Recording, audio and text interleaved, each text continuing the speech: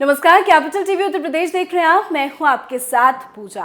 काशी के पिशाच मोचन तीर्थ पर वैदिक मंत्रोच्चारण के बीच कश्मीर नरसंहार में मारे गए हिंदुओं की आत्मा की शांति के लिए त्रिपिंडी श्राद्ध कर्म का आयोजन किया गया, जिसमें फिल्म अभिनेता अनुपम खेर समेत देश के अलग अलग राज्यों से आए विद्वान और संतों ने हिस्सा लिया। देखिए रिपोर्ट।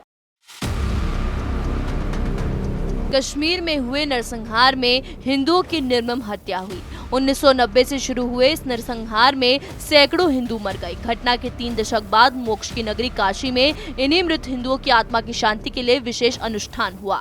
काशी के पिशाच मोचन तीर्थ पर बुधवार को वैदिक मंत्रोच्चार के बीच कश्मीर में मारे गए हिंदुओं की आत्मा के शांति के लिए त्रिपिंडी श्राद्ध कर्म का आयोजन हुआ।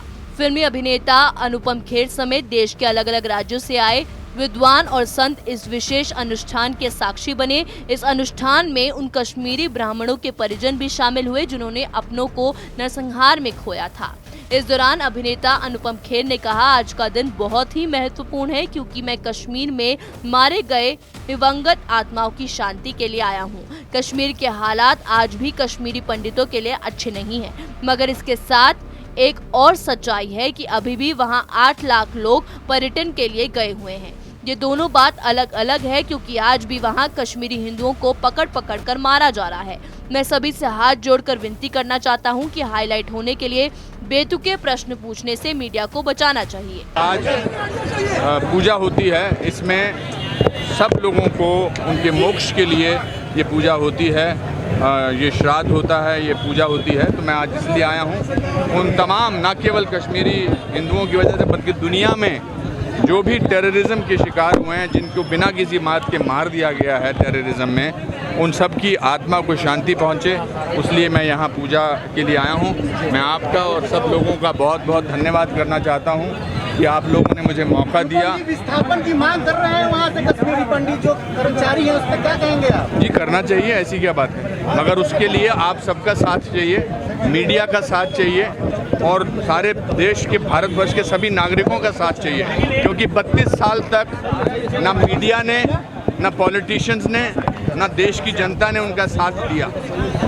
तो अगर क्योंकि आप लोगों ने 32 साल तक या किसी भी लोगों ने साथ नहीं दिया, अब आपका भी फर्ज बनता है और पॉलिटिशियंस का भी फर्ज बनता है, नागरिकों का भी फर्ज बनता है कि उनको वापस वहाँ पर सेटल करने की। ये किसी एक खास किस्म की टारगेट किलिंग की घटनाएं लगातार वहाँ सामने आ रही हैं। लोगों को छोड़ के फिर से वहाँ से जाना पड़ रहा है। स्थिति फिर से वही दयनीय दिखाई दे रही है। सामाजिक संस्था आगमन और ब्रह्मा सेना के संयुक्त रूप में ये विशेष अनुष्ठान संपन्न हुआ। अनुष्ठान में संस्था के संस्थापक डॉक्टर संतोष ओझा मुख्य जजमान रहे। श्राद्धकर्ता डॉक्टर संतोष ओझा ने बताया कि कश्मीर में हुए नरसंहार न जाने कितने ऐसे परिवार थे जिनका श्राद्ध तक नहीं हुआ। सनातन धर्म के मान्यताओं के मुताबिक ऐसी अकाल मृत्यु के उपरांत मृतक आत्मा की शांति और मृत्यु के लिए विशेष श्राद्ध अनिवार्य होता है। इसी के निमित्त शास्त्रों के जरिए विधि से पिशाच मोचन तीर्थ पर त्रिपिंडी श्राद्ध किया गया है। देखिए, निश्चित तौर पर यह कहा जाएगा कि काशी वो जगह है जहाँ सप्तपुरी है। ये सप्तपुरी में एक पूरी काशी मानी जाती है और ये माना जाता है कि यहाँ पे त्रिपिंडी श्राद्ध होने के बाद मोक्ष मिलता है, मोक्ष मिलने की कामना की जाती है। एक अरसे बाद, या ये कहा जाए कि जब ये घटना हुई थी, घटना के बाद पूरे इंडिया में ऐसी कोई बातें नहीं हुई थी, या ये कहा जाए कि ऐसी कोई घटना नहीं सुनी गई जो उनके मोक्ष की कामना की जाए। आगमन सामाजिक संस्था ब्रह्मसेना ने एक साथ इस बात को निर्णय किया कि क्यों ना हम लोग उन दिवंगत आत्माओं को, हुत आत्माओं को याद करें, उनके मोक्ष की कामना करें।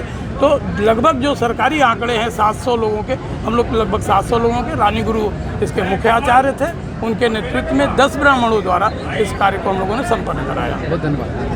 बहरहाल, भारत सरकार की तरफ से घाटी की सौंदर्यता फिर से लौटाने के लिए पुरजोर कोशिश की जा रही है।